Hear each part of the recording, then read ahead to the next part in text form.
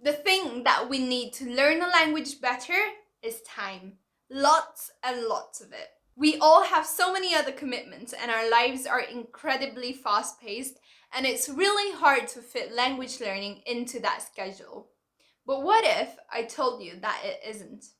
Here are some tips that will help you to be able to learn a new language even though you have a busy schedule. These are things that you can put in your daily life that will really help you to be able to actually learn a language better. Obviously, this doesn't substitute sitting down and doing the work, but still it helps out quite a lot in being able to revise those things that you learned or learn some new words or things like that. I promise if you follow these, you'll be able to progress seemingly without putting more time into language learning. So let's get right into it. So my tip number 1 is to make language learning easily accessible to be able to use up that time. For example, you can use apps on your phone that are really easily accessible, for example, using Anki or Duolingo. These apps can actually help you to be able to learn a language in just a couple of minutes. If you only have a couple of minutes, while you're cooking, waiting for your food to heat up, if you're waiting in line, if you're waiting for your bus, those are actually very small bursts of dead time that you can actually use to be able to learn a language. So for example, with Anki, you can learn more vocabulary using flashcards and the spaced repetition method. And with Duolingo, you can actually practice the use of the language. So I really do recommend you to try to come up with systems that will help you to get the language learning in a more accessible way for you. Always keep a notebook with you if you want to journal. Always have these apps on your phone, so it's much easier to just whip out your phone and study it for a couple of minutes. And that is already better than not doing anything and just waiting for you to be able to accumulate 1 full hour to learn that language. And trust me, these couple of minutes add up over time, so it will definitely help you to be able to learn that language better and progress without actually having to sit down and take a lot of time to just dedicate to language learning. This method is also compatible to all levels of language learning because you can make the flashcards to your level or set Duolingo to what level you're at. So it's actually really good for beginners, intermediates, and advanced students as well. And then my tip number 2 is write in your target language as much as possible. Now, I usually mention this to my students. I really love having them writing essays, and I myself, I love writing essays so I can actually practice the language. I also journal quite a lot, but those are not all. Just small things that you write throughout the day. For example, your to-do list, your shopping list, small notes, reminders, all of that. If you're able to write that in your target language, that will actually help you so much, because those are words that most likely than not will come up quite often in your life. And with that, you will be able to actually learn it quite naturally without having to sit down or, spend some extra time learning those words. So if you write your shopping list, for example, chances are you eat quite similar food every week. So you'll be able to actually memorize those throughout a couple of weeks or a couple of months of going just grocery shopping normally, but still reading your list. This method, though, only works for beginners or maybe intermediate students, because if you're at an advanced level, that will not help you as much because you already know these words. But then again, if you can journal or write essays or write your, bullet journal if you have one in the target language, again, that will help you. So it's just a matter of choosing the right medium for you to be able to write.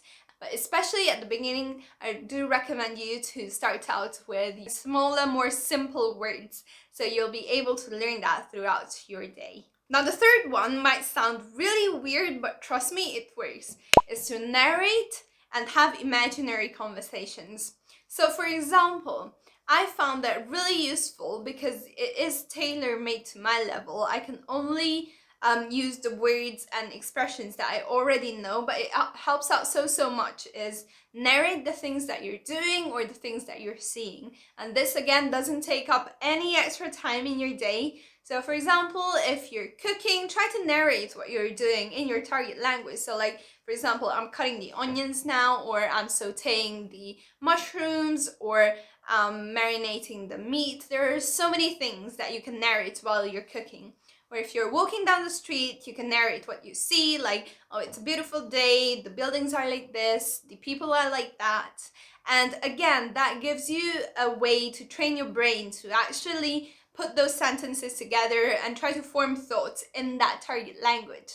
The other thing that I said was imaginary conversations. Again, it might sound like I'm being crazy here, but it actually works. So for example, while I'm brushing my teeth or while I'm in the shower or doing something like that, I will have imaginary conversations in the target language that I'm learning about any simple topic at first.